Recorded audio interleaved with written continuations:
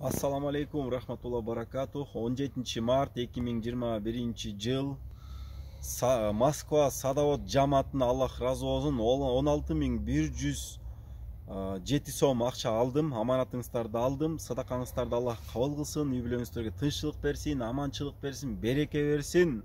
Жаман балейден Аллах сактасын. Ушул ортомчу болуп берип аткан ушул Абдусалам таксырга да Аллах разы болсун. Ар дайым ушундай жакшылык иштердин ортомчу болуп берет деп, да чоң иштерге ортомчу болуп берет деп ишенем. Рахмат сиздерге. Ушу алыс талада жүрөсүздөр. Жаман балейден, жаман кырсыктан Аллах сактасын. Ар дайым ушундай берешен колдон болуңуздар. Жана мен жалпы айтып кетким келет. Азыр Кудай буйруса бизде жалпы сумма 63.100 акча чогулду.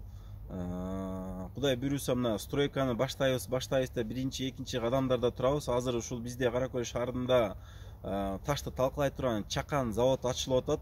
Ушу шибенкаларды Кудай буйруса чыгарып беребиз деп атышат. Ошолордон Кудай кааласа салабыз. Андан кийин биздин сокольный этажыбыз 2.70-2.80 болот бийиктиги. Ошого азыркы учурда биз апалавка издеп атабыз. Кимде ким ушу апалавкадан мүмкүнчүлүгү болсо жардам бере турган ушу апалавкадан жардам берсеңиздер, Кудай буйруса биз ишти баштаган атабыз.